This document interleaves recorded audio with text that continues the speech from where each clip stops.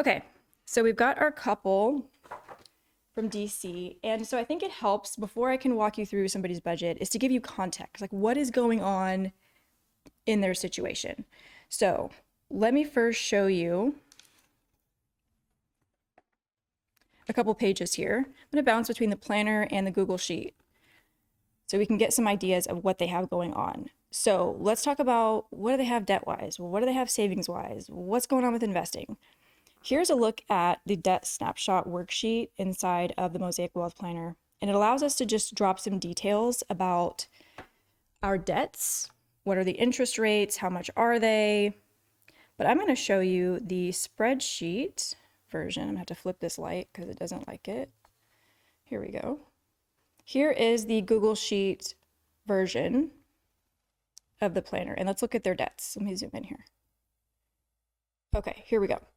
So they've got a handful of debts, none of which give me pause necessarily, with the exception of the credit card. So that second line there, they have a credit card at about 21% interest, and it's sitting at about $2,700, okay, as far as the balance. And that's not a super high balance, but it is something that we need to crush ASAP, because credit cards will set us back so fast and they'll do it significantly. Okay, so you're going to see how we handle that. But as we look at like the TSP loan, they've got a great rate on their mortgage, 3%. Okay, student loan down there under 5%. All right, so really what draws my eye is that credit card. Okay, if they had told me, which they didn't say this in their application, but if they had said, hey, look, we're trying to pay off debt as quickly as possible, no matter what the numbers say. Like obviously the credit card's got to go ASAP, but we want to go beyond that. We want to be debt free as soon as possible. This happens sometimes. People will say to me, like, I don't even care what the numbers say. Oh, I should be investing and not necessarily crushing my debt. I don't care. I want to be out of debt as soon as possible. The next thing that I would tackle for them would be the auto loan. That's the next highest interest rate past the credit card. But you're going to see that what I introduce for them is aggressive investing, okay? Because that auto loan just kind of straddles the line there at 7.25% of something that I would say, let's pay ahead of schedule or let's pay on track. It just kind of straddles that line. But again, really looking at that credit card. Okay, so this is a look at their debts. And if at any point any of this is hard to see, just let me know. But this is what they've got. All right. Doesn't look like they bought too much house. Here's their house balance and their mortgage payment. Again, they're in DC. Okay, not a cheap place to live. But here we've got total debt and then everything that they're paying month to month in minimum debt payments. All right. So there's the debt snapshot. Now, what about some buckets that they're going to be saving in? Okay, savings buckets. These are sinking funds is another term that you've probably heard for these, but these are just expected costs that we have, those anticipated expenses that we have. This is actually the list of buckets that they already have set up and they've been nourishing. Okay, the emergency fund by default, I've got that here. Everybody needs an emergency fund no matter your situation. But they've got home and car maintenance set up. We have pet emergency there, vacation, Christmas gifts, beauty, tax prep, and annual gym membership. This is a stellar list. Okay, I didn't change a thing here. They have all of these buckets set up and they are nourishing them. You'll see in a second just to what extent, but they're doing fantastic savings wise. They are savvy savers, they're consistent, and we love to see that. Okay. What tends to happen is there's a correlation between people who are good about setting up savings buckets and consistently saving and not having a lot of credit card debt. And when you think about it, that makes sense, right? Because if they've got those savings buckets, when things come up, they usually have a bucket to cover the cost. So they end up doing okay. It's those who don't have savings buckets, okay, even if they're high earners. I've seen so many high earners who have just really, really bad credit card debt. And without fail, I go to their savings buckets and they don't have them. All right, so I just can't stress enough. It's very common to have multiple in one household.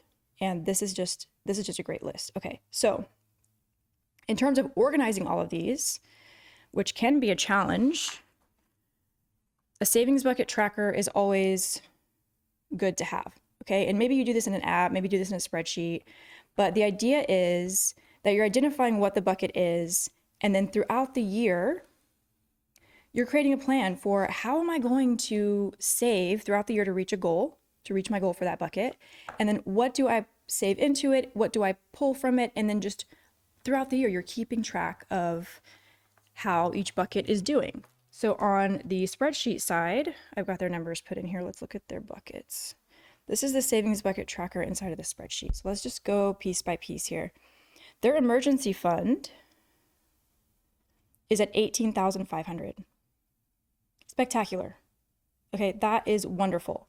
For more context here, when I filled in their household expenses, those core ones, right? I listed all their bills on the setup tab for this spreadsheet, and then I checked which ones were a need. Okay, because you want to distinguish what is absolutely necessary versus what's not, because the necessary stuff factors into your emergency fund goal. Okay, your emergency fund, you want to strive to have 3 to 6 months of core expenses saved. Those non-negotiables like food, housing, transportation, right? For them, that's about $5,500. 1 month of expenses. That's that top row right here. So because they have $18,500, they've got over 3 months of expenses saved in that emergency fund. That is great. All right, I mentioned that they're married, but they don't have kids. Okay, they do own a home. So as we look at that 3 to 6 month range, I mean, that's a big range between 3 and 6 months. So you're kind of like, well, which one is it? Like, should I float towards the low end of that marker or towards the high end of that? And it just depends. If you're married, have kids, own a home, you're probably going to float higher towards 6 months. Okay. If you're single, you're renting, you've got, you work in an industry that's solid.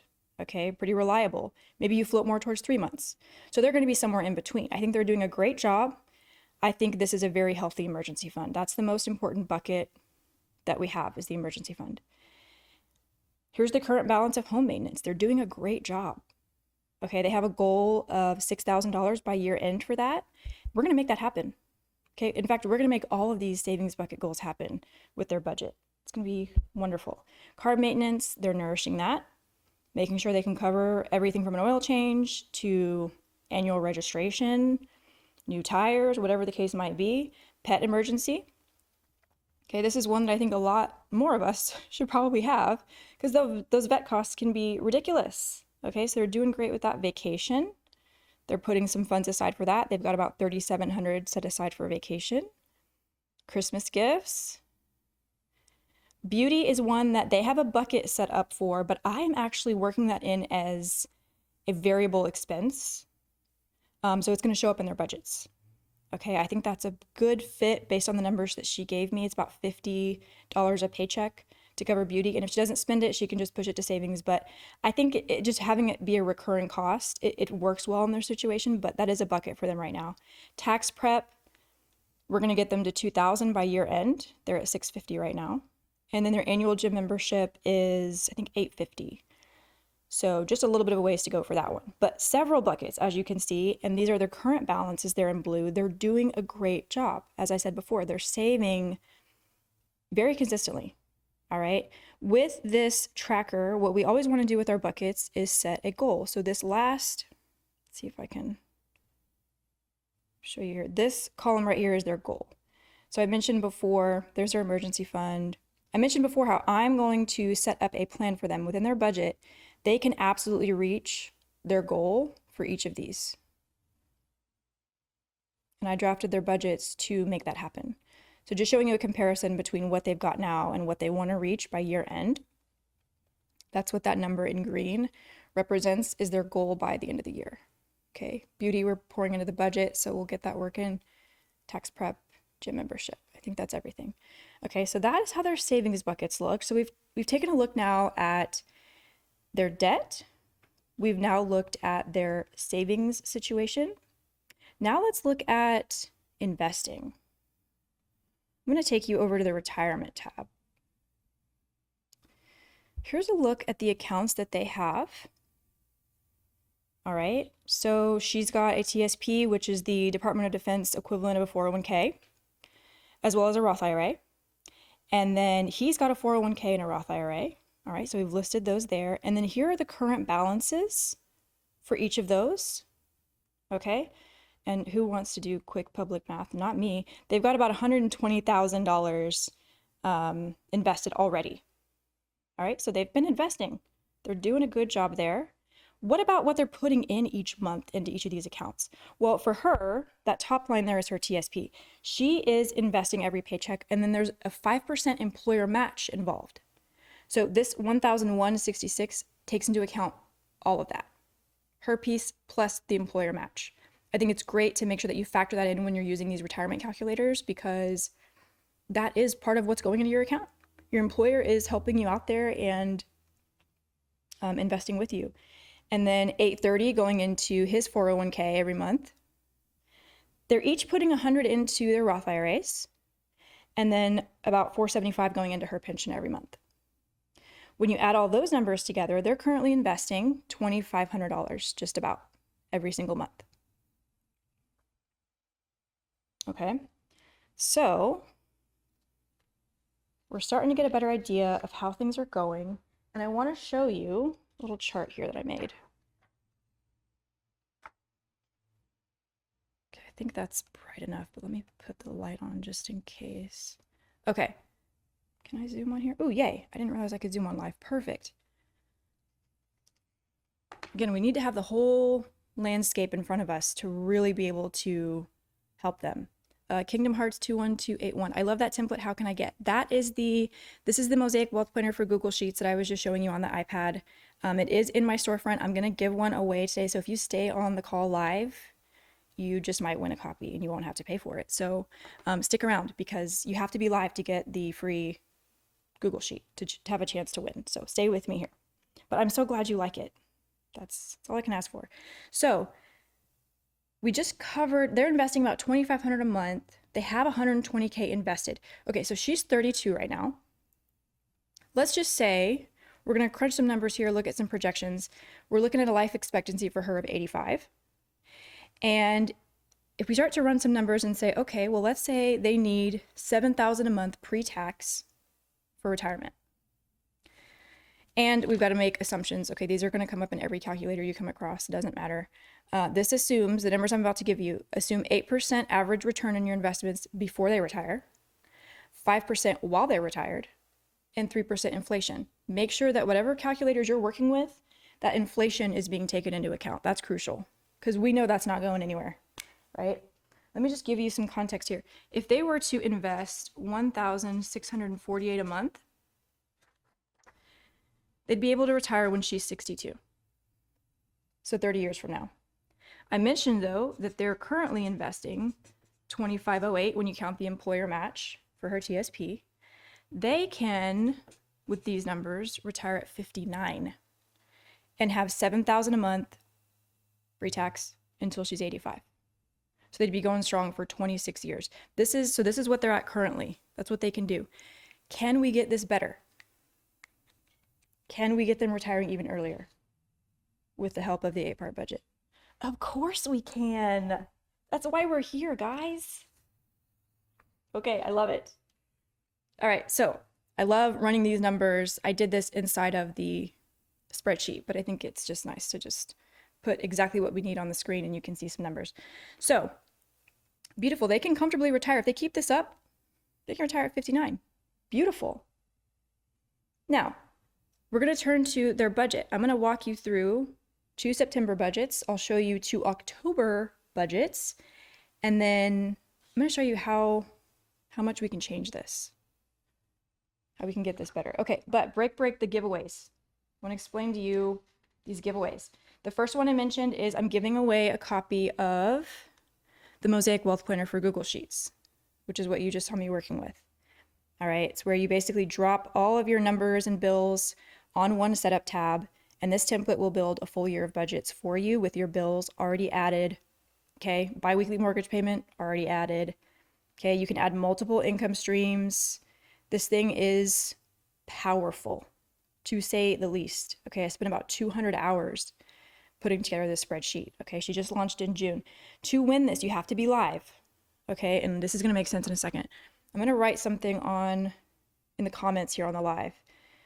And what it's going to say is, there's a specific word that I need you to DM me. You don't have to do it right this second. You don't have to DM me right now, but by 6 p.m. Eastern tonight, so basically within the next 5 hours, DM me this word that I'm about to put in the comments on the live, and you will be entered to win the spreadsheet. Perfect. So that's the first one. The second one is a $100 e-gift card. For this one, I just need you to comment, okay, not during the live, but under the video, comment a goal that you have by the end of the year. Okay, so stay with me here. If you want to win the Google Sheet, DM me the word that I just dropped in the comments on the live. But when the live is done, you'll come back, comment on this video, a goal that you have by the end of the year, and you'll be entered to win. Okay, and I'll announce that winner on October 1st. I'm going to run this one for the entire month. It's to win a $100 e-gift card. I just need you to comment once the live is on my page, comment a goal that you have, financial goal that you have, that you want to reach by the end of the year. And that gets you entered to win. If you tag a friend in the comments, once this is on my feed, that will count as 2 entries.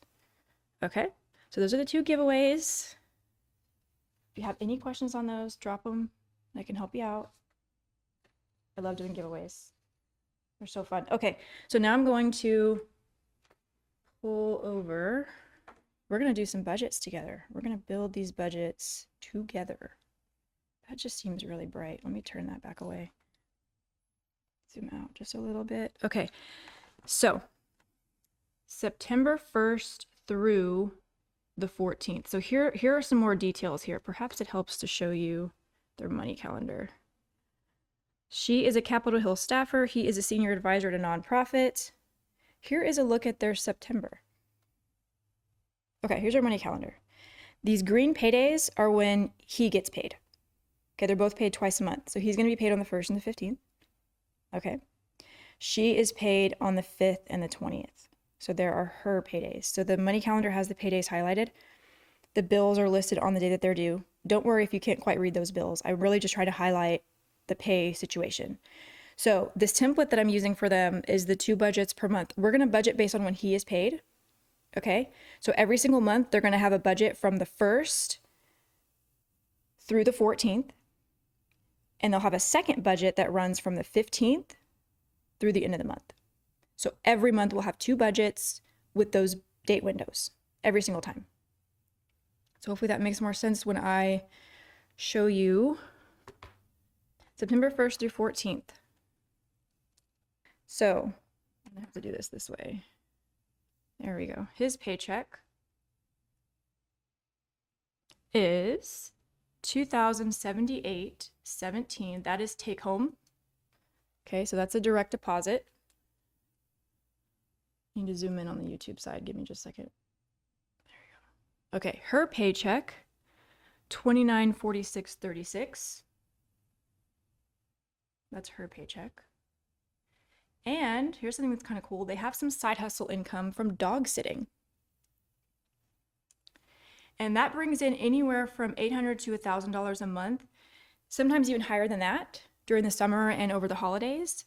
But I'm going to put the low estimate that she gave me in her application of $800. When we add all these up, we're looking at $58.24.53. Again, this budget is for September 1st through the 14th. They're going to run 2 budgets every month. Here's their income block.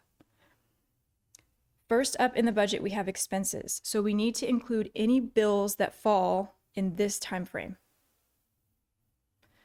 On the 1st of the month, they always contribute to a charity.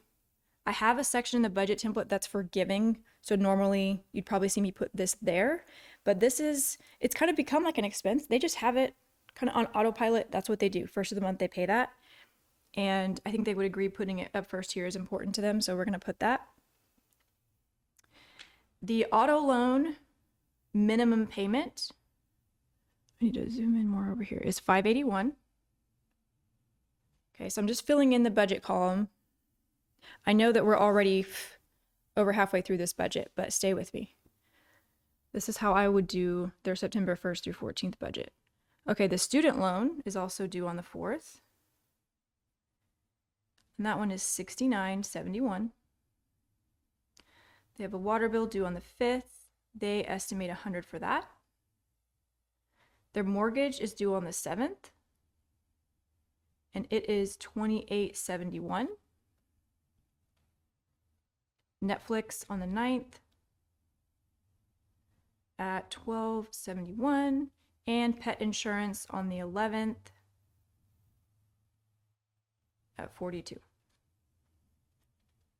These are the fixed expenses, aka those bills, those things with a due date, that fall between the 1st and the 14th.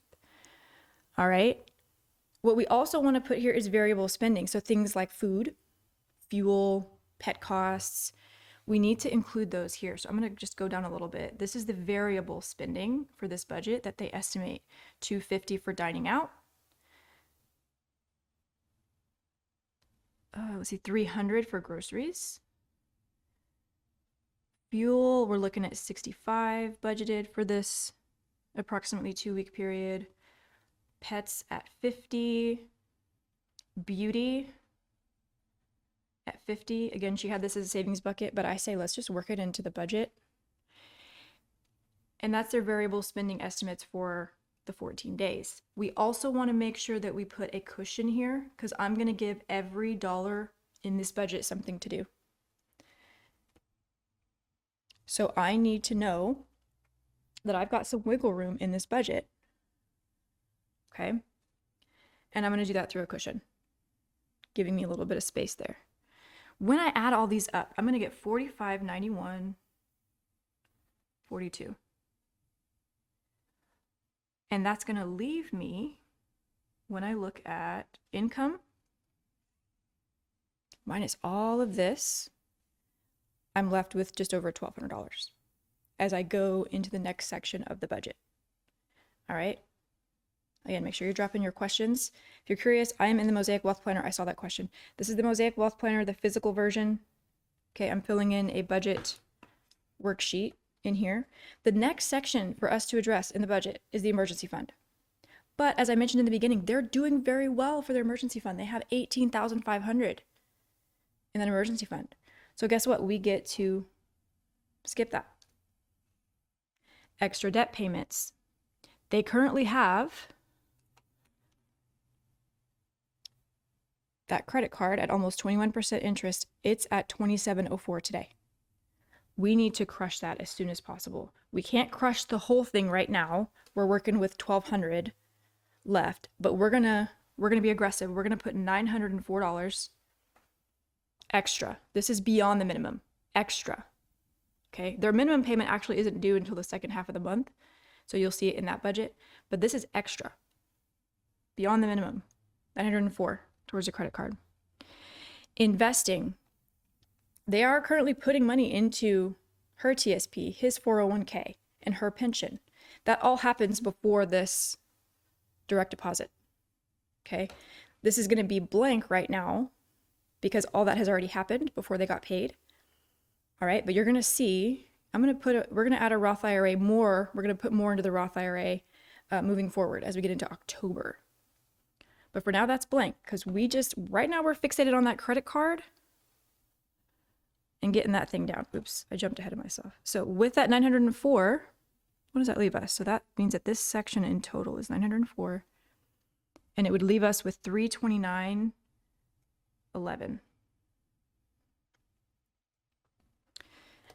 Investing is happening in the background.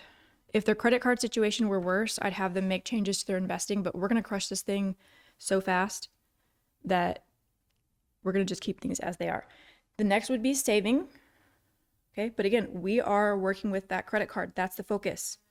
We're also going to skip family investing / giving. What you would normally see here would be things like if they had a child and they were putting money into a 529 or a custodial account, or maybe they want to put tithing here or donating to another charity. All of that would fall here. Okay, kids allowance, typically it goes in there, stuff like that in section 6. The bottom part of the budget, 7 and 8, is basically fun money. We look at it from a household perspective first. Do they want to do a date night, go to a concert, go to a play together, something like that? And then individual fun money for them.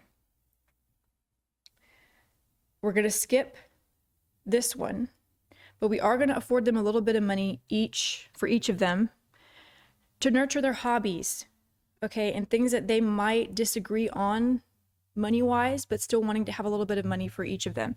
So we're basically going to split what's left down the middle, and what that would look like is 164.56 for one of them and 164.55 for the other. Again, this is just, I'm gonna call it fun money, just layman's terms, it's fun money, but it's really just those funds that so each person can nourish their hobbies and individual interests and things like that. All right, so that would be taking all of that 329.11 that was left and splitting it down the middle, okay, to where now there's $0 left in the budget. That doesn't mean they have a $0 balance in their account. It means that we have given every dollar something to do in this budget. We took all this 58.24.53 and we tasked it inside this budget. Okay, we didn't use every section. We don't have to. We just got to make sure we go in order. The 8-part budget is in order. Follow it in order because it's prioritized. Okay, the order is not random. It's based on priority to reach financial goals in a way that is smart. Okay, so we got their bills. Their emergency fund is fine. But we're gonna crush this credit card this month. All right, and they will split a little bit, fun money wise, so they can keep nurturing their hobbies and things like that. So what then are we gonna do the second half of the month? Let's take a look at that. So again, we need to start with the income block. Okay, I'm pulling all this over from their spreadsheet. Okay, so his paycheck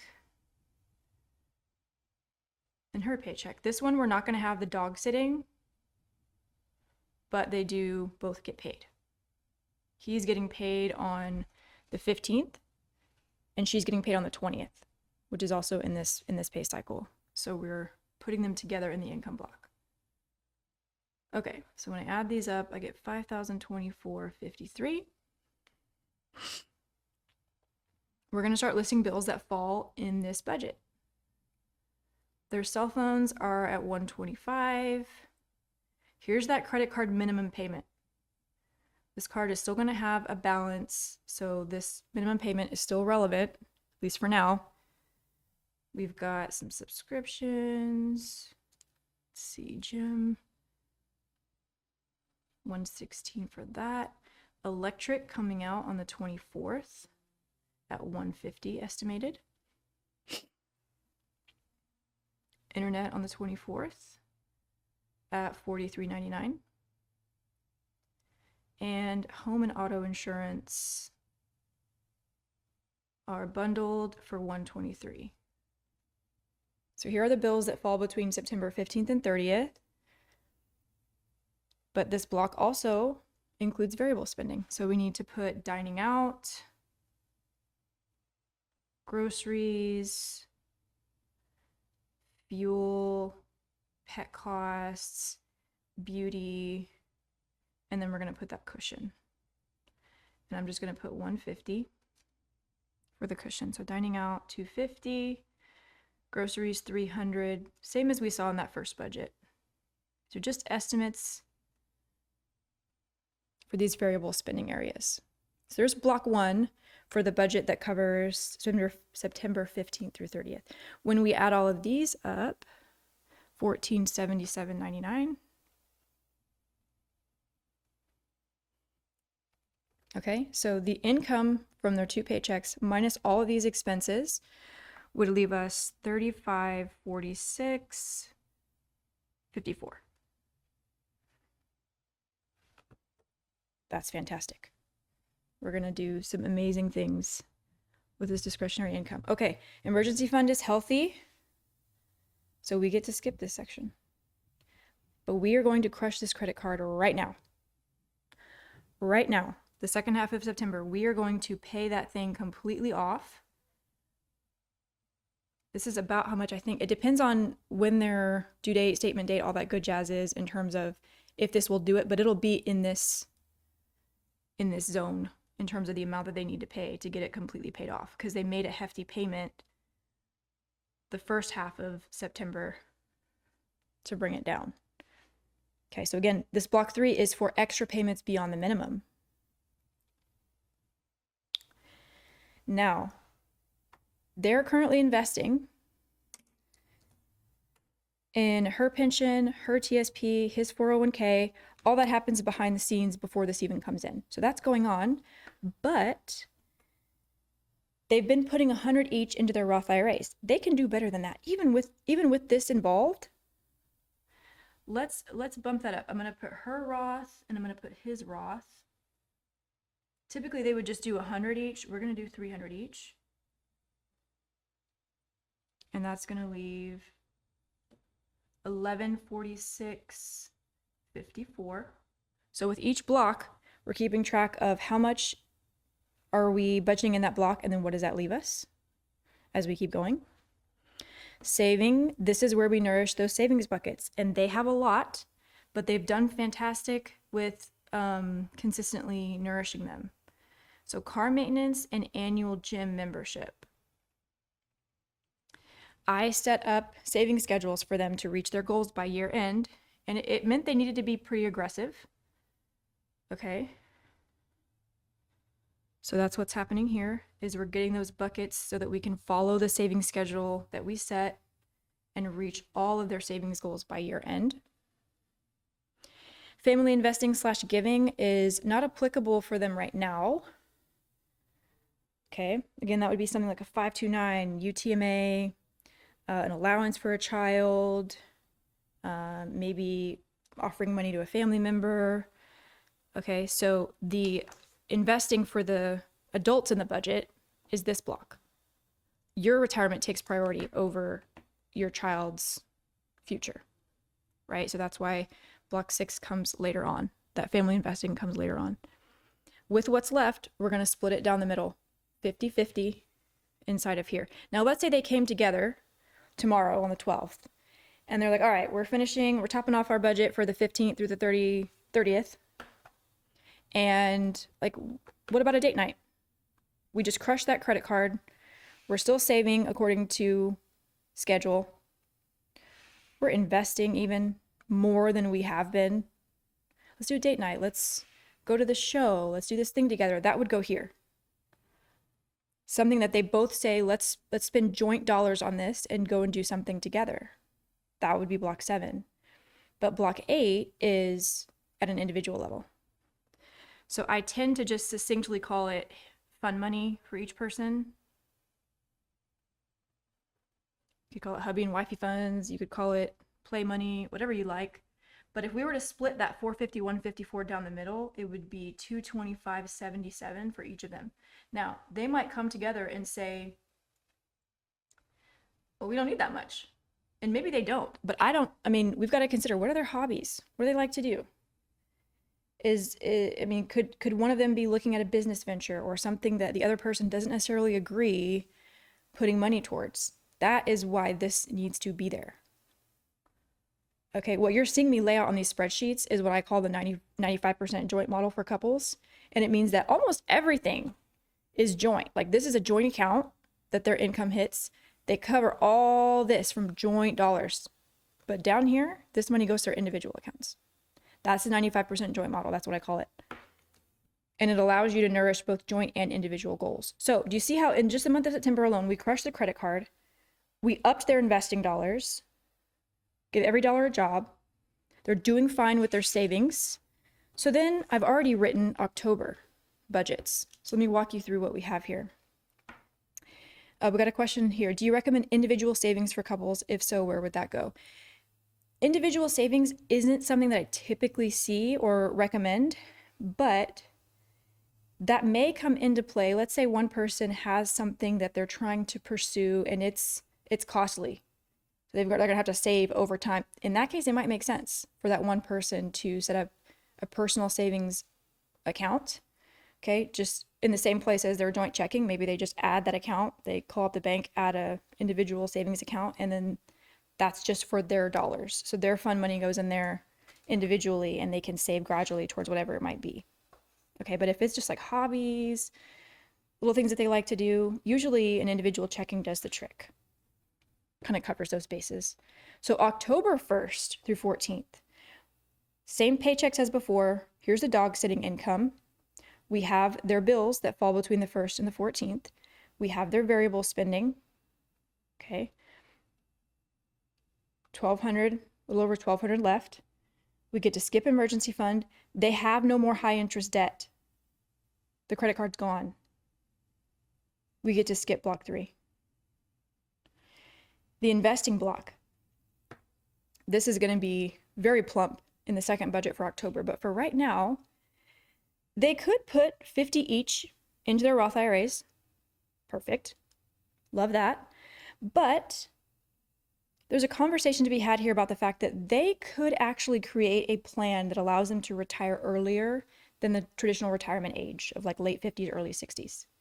When that's the case, when early retirement becomes part of the conversation, it's worth paying more attention to a taxable brokerage account, because when we look at things like Roth IRAs, 401ks, you are, generally speaking, you're penalized if you try to pull money out before 59 and a half. Okay, so for example, that's the case for a Roth IRA. You're going to be penalized if you try to pull out before 59 and a half. And the tax implications for a taxable brokerage are different. You can pull this money out earlier and it's handled differently, okay? Perhaps I'll need to make some more content on that. But the idea is they retire early, they pull money from joint brokerage. That money that they pull out is not going to be taxed as ordinary income. What's going to be applicable there is capital gains tax, which could be, that long-term capital gains tax could be 0, depending on the circumstance. So if early retirement becomes part of your plan, it starts to become something that's highly feasible, realistic, you could do it, do not ignore a taxable brokerage. Okay, more content to come on that because that's a juicy one. Okay, so 100 towards a joint brokerage. Okay. Because they have some aggressive savings to do to stay on track with their savings goals. Okay, we would have done more in the investing section, but they have very clear goals and things that they want to do with these buckets. So they're pretty aggressive there. And then we take what's left, this 322, and we split it down the middle down here. Again, if they have like a money meeting of sorts, State of the Union, right? They come together and they're like, we want to introduce a new charity. Okay, do a new form of giving. We want to do something together and use joint dollars for it. That goes here. But if not, what I'm getting at is that they don't have to sacrifice their hobbies, the date nights, the vacations, the things that they love to reach their financial goals. You just don't have to do it. And yes, their income being what it is a huge part of that. But this is what we get to, is that high earners come to me all the time with massive credit card debt and things that you just wouldn't believe, because what's lacking is the organization of all of it, telling it what to do very intentionally and in a way that'll allow them to reach their goals. So that's the first half of October. Now watch this. Here's the second half of October. We got their paychecks, bills, same as we saw in the second half of September. Okay, variable spending, almost 3,600 left. Emergency fund looks good. Extra debt, they've paid off their high interest debt. We get to be really, really aggressive now and press on the gas with investing. They've normally just been putting 100 each into their Roth IRAs. They can comfortably put, so $583 a month into a Roth IRA for 2024 allows you to max it out for the year at $7,000, which is the 2024 contribution limit for a Roth IRA. Okay, so this is basically getting them on pace to max out. Granted, this is now October at this point, so they're not close to maxing out. They could do more, but this is to get them in that habit of positioning themselves to max out their Roth IRAs. So 583 for hers, 583 for his, a little bit towards that joint brokerage. Savings buckets are needing to be pretty aggressive again, because they've got things that they want to do with their savings. They need to get these buckets established and full and healthy. This is how they do it. And again, you see me come down and split what's left 50-50 for each of them. So they're going from investing in the pension and the 401k and the TSP. Got it. They've been doing that. Beyond that, they were doing 100 each in the Roth IRAs. We're now going to bump that up from 100 each, which would be 200 a month, to 583 plus 583 plus this 250 and 100, because their months are going to look very similar every time.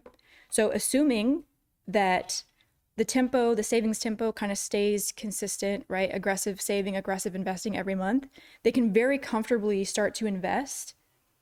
Where's my number? 3,800 a month.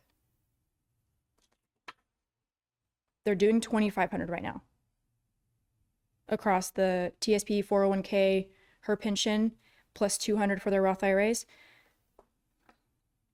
We can press on the gas. Crush the credit card, press on the gas, still take the vacations, still cover any maintenance costs they have between their home and car, still do the date nights, still go golfing and crafting and doing the things that they love. So what does that look like then? Here's the worksheet I was showing you earlier. Oops, too zoomed in. Okay, she's 32. Let's say her life expectancy is 85. At $1,648 a month invested, they could retire at 62. $2,508, they could retire at 59. At $3,808, which I've just shown you is something that they can do. Who wants to guess what this number is going to be? What age could they retire at in that scenario? Leave your guess in the comments. Let me know. What do you think? Anybody want to take a stab at it? They definitely can retire before 59 if they're bumping this up by 1,300. We can actually get them down. Utah Money Matters, my girl. 55. Okay. So we can bump that down and have them retire 4 years earlier. They're doing good things. Like their budget, their plan, the things that they're doing are good. But you see how just writing it down and organizing it, you start to realize, oh, wait a minute. We can kind of do everything and not have to sacrifice pleasure and the things that we enjoy. All right. So this is the first Millionaire in the Making. I hope it was easy to follow along. Hopefully things came together. I know I was pulling different things into the camera. This was good. This first one, I really wanted to see what's a good flow here. How do we get this going? So I love your feedback. What do you think? Did things make sense? Did they flow nicely? But I showed you their September and October budgets, their new retirement projections with just slight tweaks in how they tackle things. Okay, so there's that piece. Another thing I want to show you, I always love sharing tools to help the tracking and just the organization of things and even community. Okay, this is an app called Aster. Let me just show you on my home screen what the icon looks like for it. It's called Aster. I love this app. I became kind of an advisor for the founder of this app from a budgeting perspective, and I've been able to kind of introduce this app to you guys, and you left me feedback and I was able to share it back with the founder. But this is a wonderful tool and a wonderful community as you are getting your financial stuff together. Just in general, it's great. But one of the things that I really love about it, this path to wealth here on the money tab. So here are all your beautifully organized, very easy to follow tabs. The money tab, you have this path to wealth that really strongly mirrors and aligns with the 8-part budget. Okay. In terms of tackling high interest debt, you're setting goals, you're investing. Okay. Your net worth, having a pie chart of how your net worth breaks down. You come in, you connect your accounts, and you get these beautiful, once everything updates and syncs, you get these beautiful charts and representations. How do your returns compare to the S&P 500? All right, who recognizes this beautiful lady right here? Katie. We love Katie. Um, where is your risk? Okay, it digs through your portfolio and sees like, are you aggressive? Are you like a safer investor, less, more risk averse? Gives you that. The community tab, there are groups in here. If you want to come in and join my group, it's called Budgeting and Investing 101. Okay, and we've got convos going in there. Okay, so these threads in here of us talking about books, tools. So the community tab is fantastic. Seeing these groups you might identify with, joining them, having conversations. The general feed, think like Reddit or even some other social platforms that you've had where you can just kind of scroll through and see what are people talking about? What resources are they sharing? I love it, and I had to share it with you because especially with this couple, they're already investing, the couple's budget that I walked through. They're already investing, they're doing the things, but maybe they just want increased confidence with what they're doing. How does my portfolio compare to somebody else that's 32, 33? That's what you're able to do in this app. What books do they read? What resources? Which high yield savings accounts? How much is in your emergency fund? This is all covered in this app. And it just kind of peels back that layer of, I don't know, I guess competition it could be, or there's a lot at play when we start talking about investing. But I know that we tend to get scared, some of us, and we fear like, are we doing it right? What are other people doing? This app facilitates that comparison, and I just absolutely love it. So I had to share with you. Again, it's called Astor, Astor. It's in the App Store. It's free, and it's just a dream. So I had to bring this forward and show you that as well. Okay, so now that I've got all my notes, I had so many notes here to make sure I stayed on track. Hopefully you found this one helpful. Again, more walkthroughs coming each week. If you dropped a comment and I didn't get to it, please, when this video goes on my feed, make sure to drop a comment and I'll get back to you if you have questions. If you want to be featured, if you want to apply to be featured, go to my story highlights on my Instagram. I have the first bubble is called MITM, stands for Millionaire in the Making. Follow the instructions on that one single slide from that story highlight, and all you have to do is DM me feature.